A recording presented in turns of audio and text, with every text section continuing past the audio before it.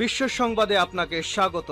শুরুতেই জানাবো হাতে পাওয়া সর্বশেষ আন্তর্জাতিক সংবাদের শিরোনাম, পরে বিস্তারিত জানাবো। এই মুহূর্তে হাতে পাওয়া সর্বশেষ গুরুত্বপূর্ণ আন্তর্জাতিক সংবাদ।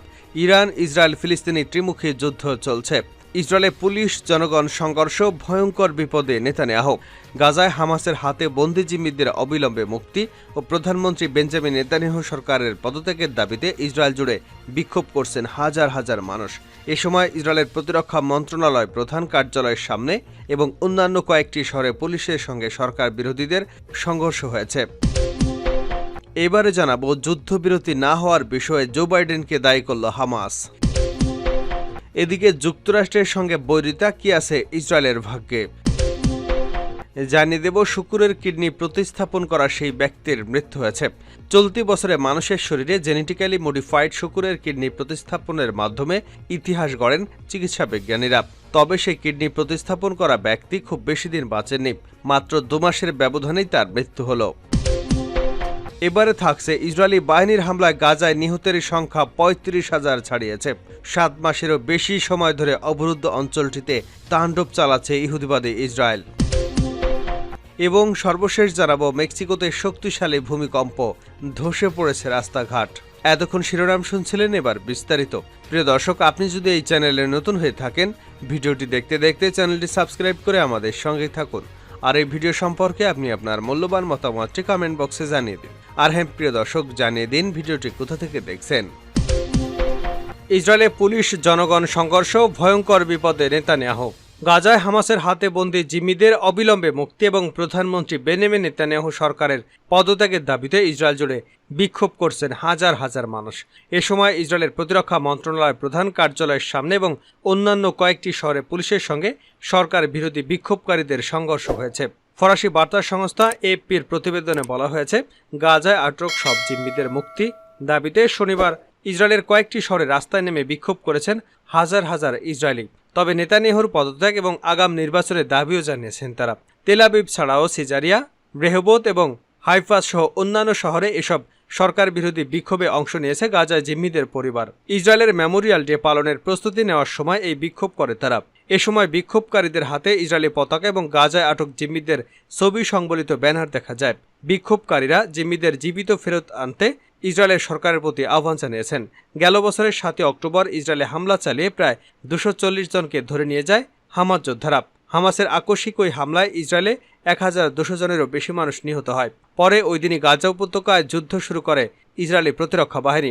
গাজায় ইসরায়েলি বাহিনীর 7 মাসের বেশি সময় ধরে চলা হামলায় এখন পর্যন্ত 35,000 ফিলিস্তিনির প্রাণহানি হয়েছে এবং আহত হয়েছে প্রায় লাখখানেক মানুষ। যুদ্ধবিরতি না হওয়ার বিষয়ে বাইডেনকে দায়ী করল হামাস।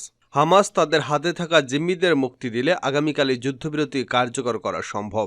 মার্কিন প্রেসিডেন্ট জো বাইডেনের করা এই মন্তব্যের সমালোচনা করে ফিলিস্তিনের স্বাধীনতাকামী সংগঠন হামাস বলেছে, এই মন্তব্য যুদ্ধবিরতির আলোচনার অগ্রগতি পিছিয়ে দিয়েছে। রোববার এক বিবৃতিতে হামাস এসব কথা বলেছে। খবর এএফপির। এতে বলা হয়েছে, আমরা মার্কিন প্রেসিডেন্টের এই অবস্থানের নিন্দা জানাই।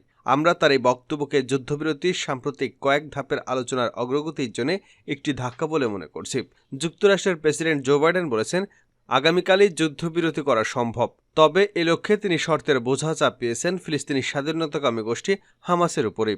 গত শনিবার যুক্তরাষ্ট্রের ওয়াশিংটন অঙ্গরাজ্যের সিয়াটলে এক তহবিল সংগ্রহের অনুষ্ঠানে তিনি বলেন, আমি যেমনটা বলেছি, এটি এখন হামাসের উপর নির্ভর করছে। তারা যদি যুদ্ধবিরতি বাস্তবায়ন করতে চায়, তারা যদি জিম্মিদের মুক্তি দিয়ে দেয়, আগামীকালই সেটি শেষ হতে পারে।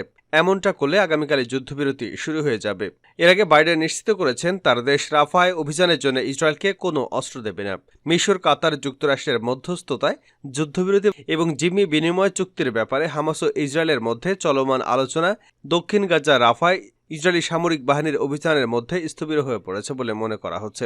হামাস বলছে, ইসরায়েলের প্রধানমন্ত্রী নেতানিয়াহু রাফায় হামলা চালিয়ে আলোচনার অগ্রগতিকে উল্টিয়ে দিতে জোর প্রচেষ্টা চালাচ্ছে। হামাসের অভিযোগ, ইসরায়েলি প্রধানমন্ত্রী নেতানিয়াহুই যুদ্ধবিরতির আলোচনার ক্ষেত্রে বাধা দিচ্ছে। নেতানিয়াহু গাজার দক্ষিণাঞ্চলীয় রাফায় হামলা চালানোর বিষয়টি আড়াল করতে আলোচনাকে ঢাল হিসেবে ব্যবহার করছে। এদিকে গাজায় হামাসের হাতে জিম্মি 5 জন মার্কিন নাগরিকের পরিবার গত শুক্রবার দেশটির জাতীয় নিরাপত্তা উপদেষ্টা জ্যাক সুলিভান ও মধ্যপ্রাচ্যের সমন্বয়কারী ব্রেট ম্যাকগার্কের সঙ্গে দেখা করেছেন। পরিবারগুলো এক বিবৃতি জানিয়েছে, যুদ্ধবিরতির প্রচেষ্টায় আবারও স্থবিরত হয় তারা হতাশ। বিশেষ করে জিম্মিদের নিয়ে প্রকাশ করা হামাসের সাম্প্রতিক ভিডিওতে জিম্মিদের চলন শক্তিহীন, পাতলা, ফ্যাকাশে এবং হতাশাগ্রস্ত দেখা যাওয়ায় তাদের এই হতাশা আরও বেড়েছে।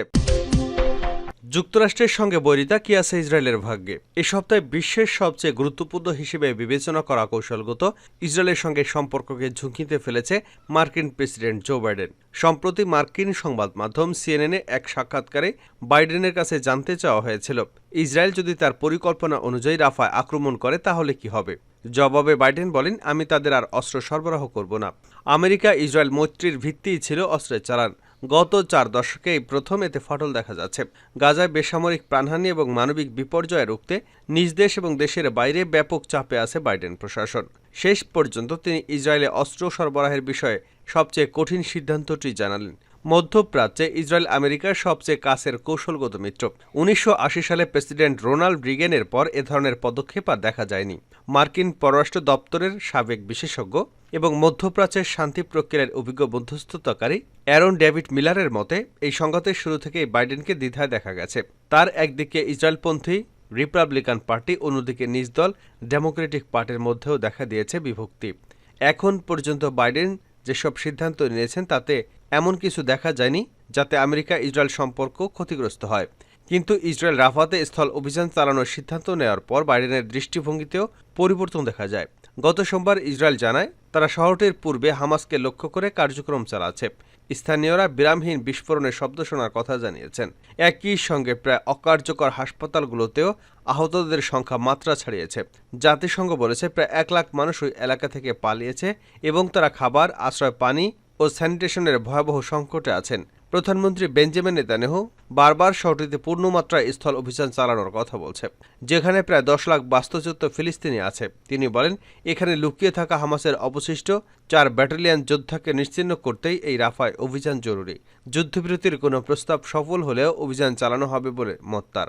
ওয়াশিংটনে নেতানিয়াহুকে রাফাতে কোনো ধরনের সামরিক অভিযান পরিচালনা না করতে বারবার অনুরোধ জানিয়ে আসছে। অ্যারন ডেভিড মিলার বলেছে, প্রেসিডেন্ট বাইডেন আশঙ্কা করছেন রাফাতে অভিযান বন্ধ হলে যুদ্ধবদ্ধ বা জিম্মি উদ্ধারের আর কোনো উপায় থাকবে না।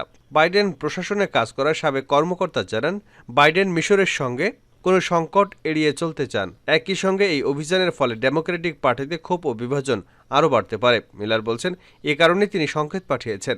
গত বুধবার বাইডেনের সাক্ষাৎকারের প্রচারের পরে আমেরিকা ইসরায়েলের জন্য বরাদ্দ 2500 কোটি পাউন্ডের বোমার 2টি চালান স্থগিত করেছে।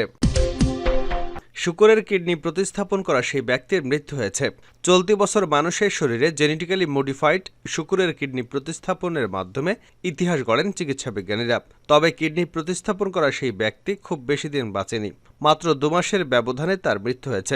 রোববার বিবিসির এক প্রতিবেদনে এ তথ্য জানানো হয়। প্রতিবেদনে বলা হয়েছে, গত মার্চে যুক্তরাষ্ট্রের বোস্টনে রিক স্লেইমানের নামের ওই ব্যক্তির শরীরে শুকরের কিডনি প্রতিস্থাপন করা হয়েছিল। এর জন্য 4 ঘন্টার দীর্ঘ অস্ত্রোপচার করেন চিকিৎসকরা। শনিবার ওই ব্যক্তির মৃত্যু হয়েছে। প্রতিস্থাপনের পর চিকিৎসকরা অঙ্গটি 2 বছর স্থায়ী হবে বলে আশা প্রকাশ করেছিলেন। তবে শনিবার ওই রোগীর পরিবার জানিয়েছে 2 মাসের মধ্যেই তার মৃত্যু হয়েছে। তার চিকিৎসকদের রিকের নতুন জীবনের জন্য পরিশ্রম করায় ধন্যবাদ জানিয়েছেন। এ সময় বিবৃতিতে রিকের পরিবার জানায়, পশু থেকে মানুষের শরীরের অঙ্গ প্রতিস্থাপনের ফলে আমরা রিকের সঙ্গে প্রায় সপ্তাহ বেশি সময় কাটানোর সুযোগ পেয়েছি। এ সময়ের স্মৃতিগুলো আমাদের হৃদয়ে সবসময় গেঁথে থাকবে।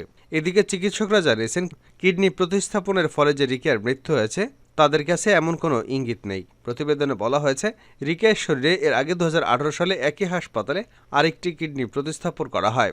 তবে সেটি ব্যর্থ হয়, ডায়ালাইসিসে ফিরে যেতে হয় তাকে।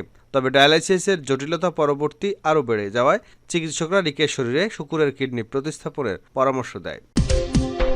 সর্বশেষ জানাবো, মেক্সিকোতে শক্তিশালী ভূমিকম্প, ধসে পড়েছে রাস্তাঘাট। শক্তিশালী ভূমিকম্পে কেঁপে উঠেছে মেক্সিকো। রোববার গুয়েতেমালা মেক্সিকোর সীমান্তবর্তী এলাকায় এ ভূমিকম্প অনুভূত হয়। বার্তা সংস্থা রয়টার্সের এক প্রতিবেদনে এ তথ্য জানানো হয়েছে।